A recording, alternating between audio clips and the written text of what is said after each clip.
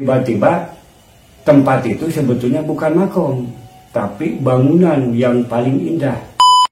Tiba-tiba datang perempuan cantik, namanya Ipri. Posisinya sudah nggak pakai baju ya? Nggak pakai baju.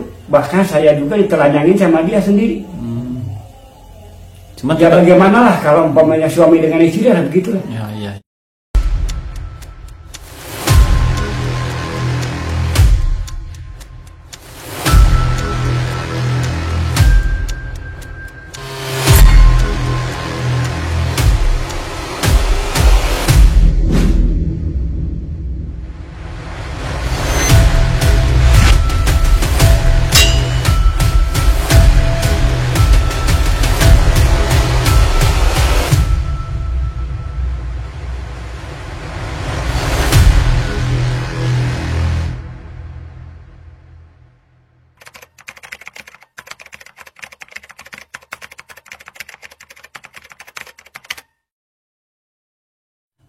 Assalamualaikum warahmatullahi wabarakatuh. Alhamdulillah sahabat semua, kali ini kita berkunjungnya di malam hari karena kesibukan narasumber, jadi kita menyesuaikan untuk berkunjungnya di malam hari supaya wawancaranya bisa santai. Oke Bapak, terkait pengalaman Bapak yang pernah mengikuti pesugihan, bisa coba ceritakan itu dari awal sampai akhir, bagaimana dan kenapa gitu. Assalamualaikum warahmatullahi wabarakatuh. Mohon maaf dimanapun berada, barangkali ada yang tersinggung atau umpamanya kata-kata saya tidak menyenangkan. Semuanya mohon maaf. Dikatakan kita bicara apa adanya, bukan menceritakan orang lain, tapi menceritakan pengalaman kami yang sudah dialami waktu dulu. Pada akhirnya waktu dulu tahun 1997 itu saya mengalami kesulitan masalah di dalam rumah tangga. Tiba-tiba saya ngobrol-ngobrol sama temen, kata temen boleh silahkan kalau mau mencari materi di zaman ini, yang penting kita jelas pendirian. Saat itu saya menanyakan bagaimana caranya, gini. Ya terpaksa kita tergiur masalah materi. Lebihnya masalah itu saya mengalami. Pas begitu saya sudah menanyakan sama teman-teman, itu di mana adanya? Katanya adanya di Banjar Patroman, di daerah Banjar, di sisi Laut Kidul. Tiba-tiba saya pikiran langsung meluncat bahwa kita akan terjun masalah itu. Pas begitu saya berangkat, ya tiba-tiba emang ada di tempat itu. Nah, sebelum kita umpamanya terjun, saya menanyakan dulu di mana tempatnya dan ada kuncinya apakah tidak ada.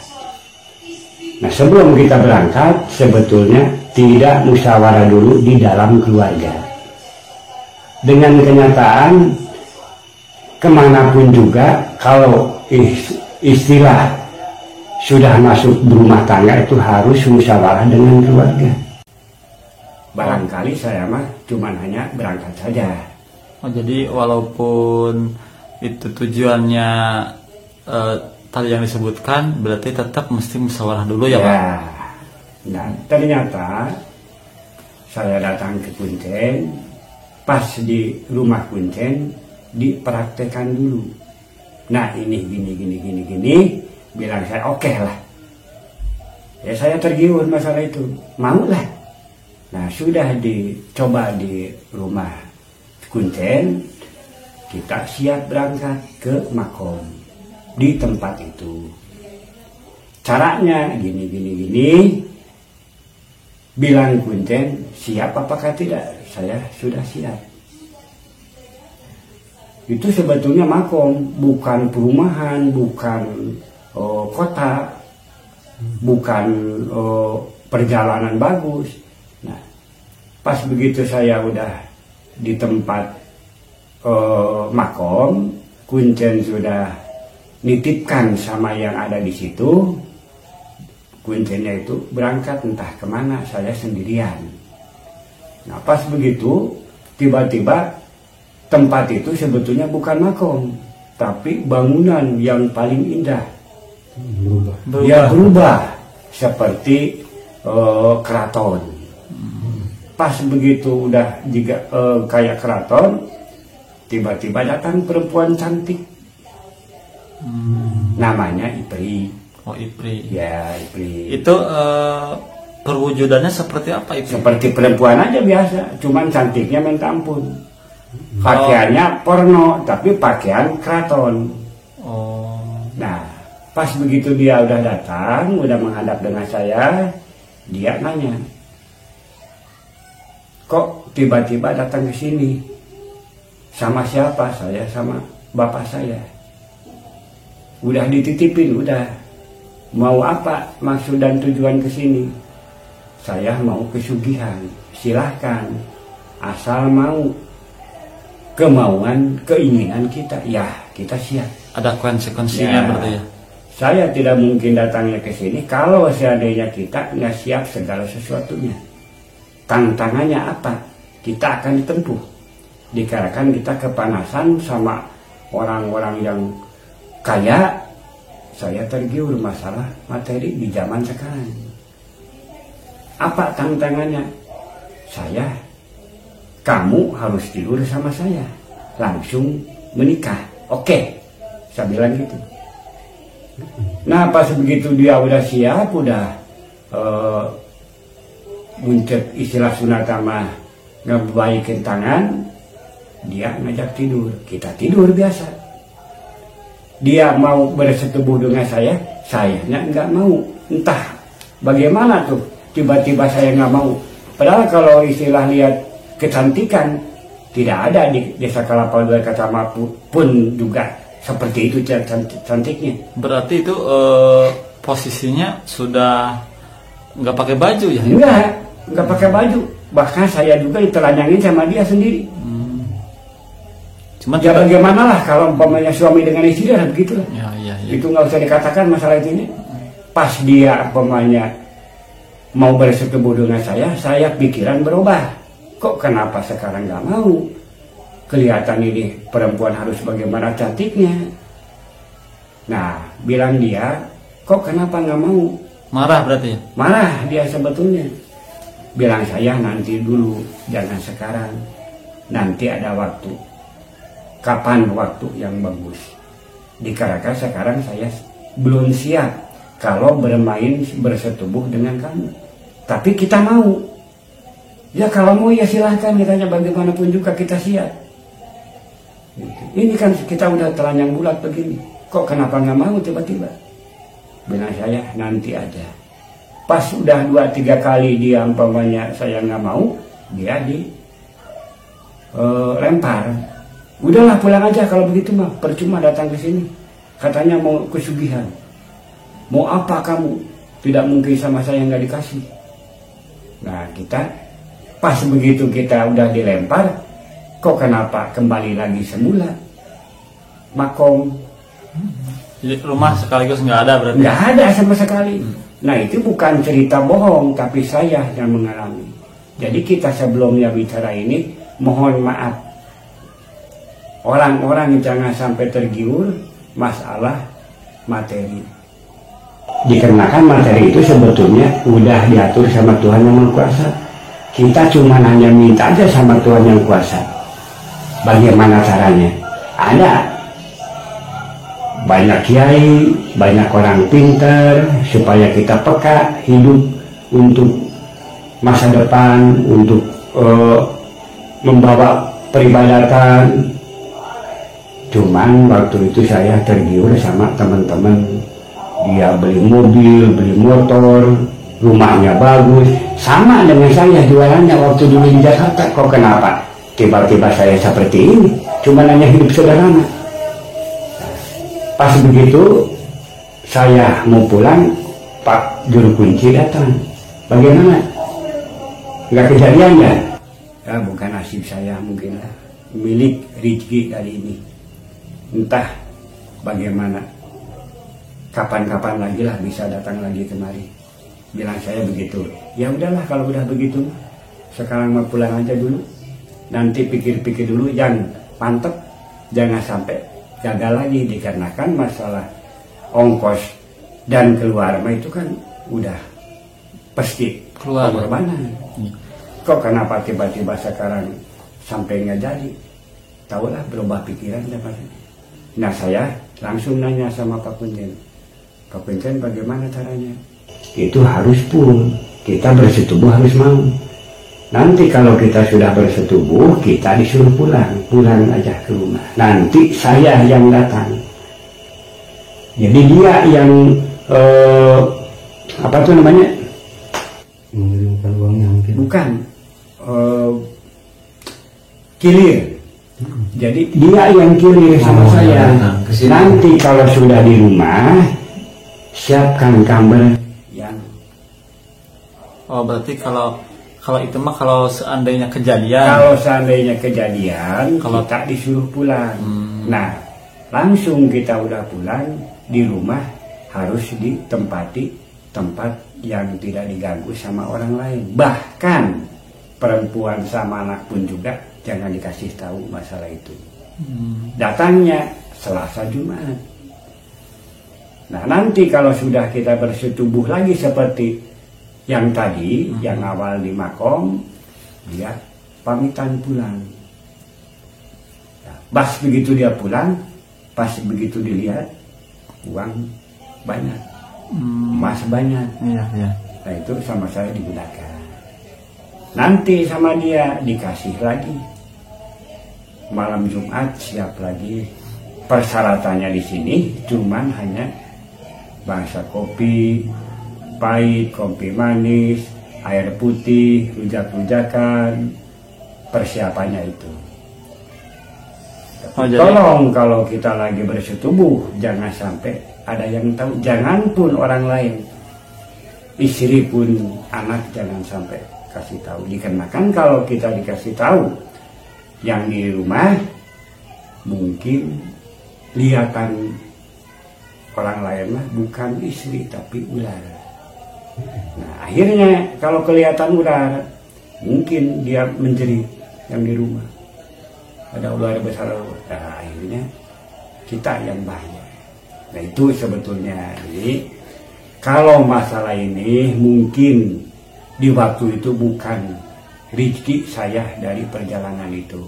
Tetap kecil dan besar itu sudah diatur sama Tuhan Yang Maha Kuasa. Jadi tolong teman-teman dia dimanapun berada, jangan sampai seperti kita, jangan ditiru, itu tidak baik sebetulnya. Jadi saya tidak mungkin bicara seperti ini kalau seandainya sama saya nggak dialami. Jadi percuma kita bicara kalau tidak dialami sama kita sendiri. Bicara saya apa adanya, bukan direkayasa, bukan. Orang-orang pamannya kalau nggak percaya mau diantar silahkan, kita siap, jangan pun siap walaupun malam silahkan.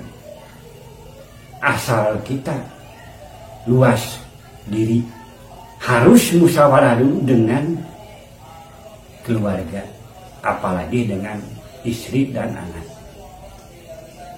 Apa sebabnya? Nanti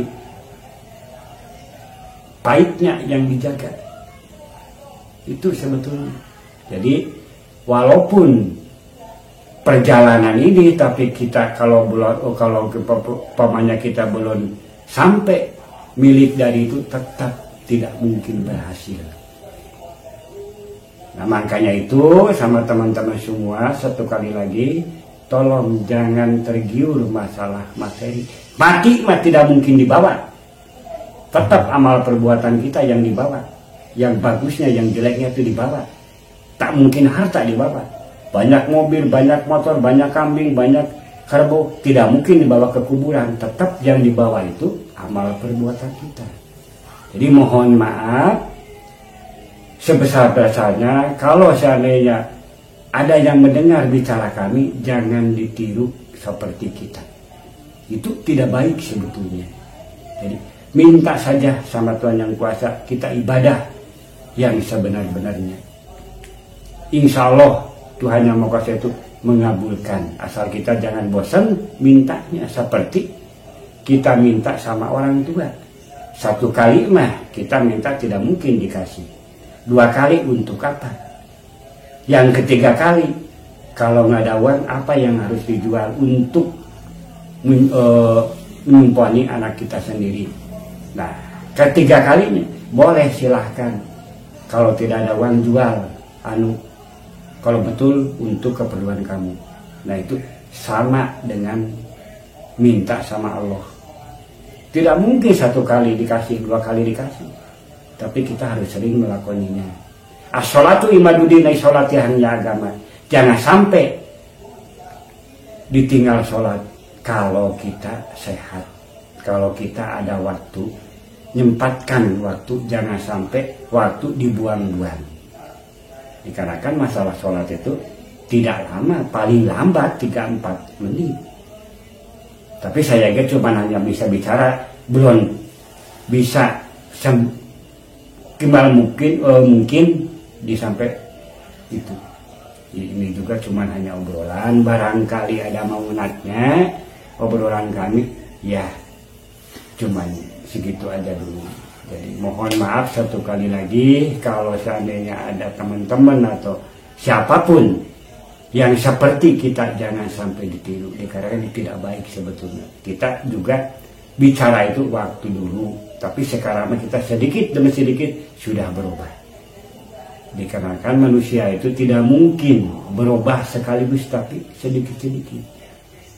Tuhan Yang Maha Kuasa tidak bisa merubah sikap manusia terkecuali ku pribadinya masing-masingnya itu.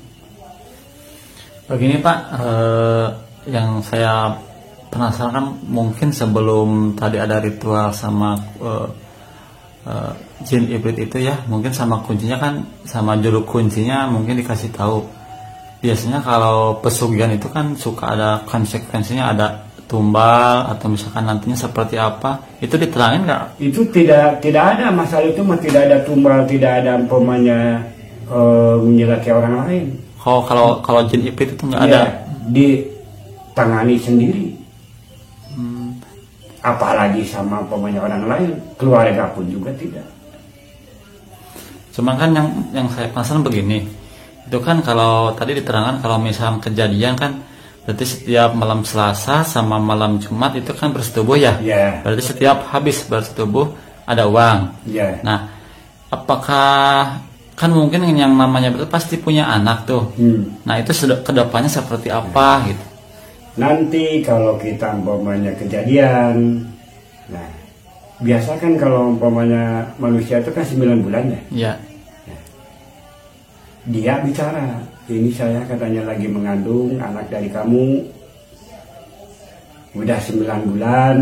Nah, pas begitu lahir anak, ya. Nah dia serah diri, boleh silakan sekarang dikatakan anak kamu sudah besar.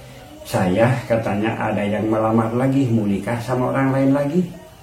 Sekarang mah tolong kita nitip anak.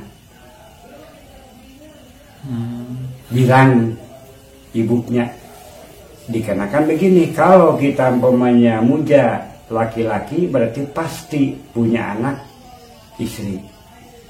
Kalau istri yang mudanya pasti punya anak laki.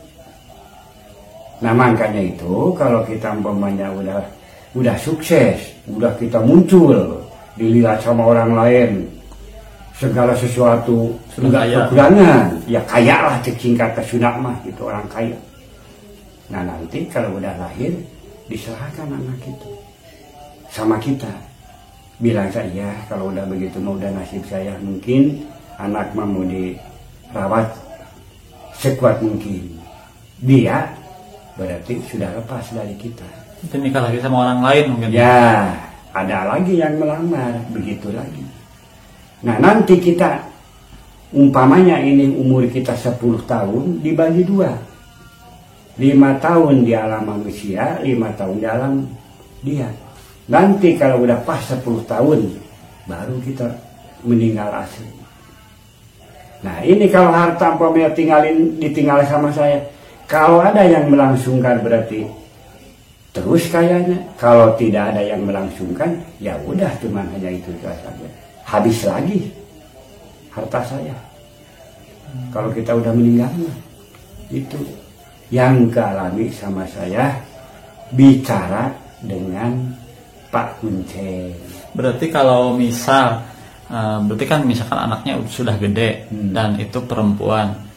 Kalau misalkan itu si harta itu berarti stop di situ atau misalkan diterusin sama anaknya? Kalau ada yang melangsungkan ya mungkin. Tapi kalau nggak ada yang melangsungkan, kitanya udah meninggal, tidak ada yang melangsungkan ya berarti udah. Misalkan gini, misalkan yang memujanya itu kan masih hidup. Ya. Nah, terus sementara kan masih butuh harta, berarti kan bersetubuhnya sama anak tersebut. Enggak. Enggak. Kalau kita nggak dikasih tahu, terkecuali kalau anak kita dengan istri kita dikasih tahu, berarti pindah. Langsungkan ini sejarah kami gini. Boleh dan tidak, mau dan tidak itu terserah kamu. Sebelum kita meninggal, umpamanya ada amanat nih. Ya. Dia baru tahu. Anaknya itu bentuknya apa? Seperti manusia juga. Di alam nyata biasa. Kalau satu ilmu sama saya. Tapi kalau nggak satu ilmu, kalau nggak satu arahan, satu jurusan, ya dilihatnya juga nggak ngejirim berarti. Iya.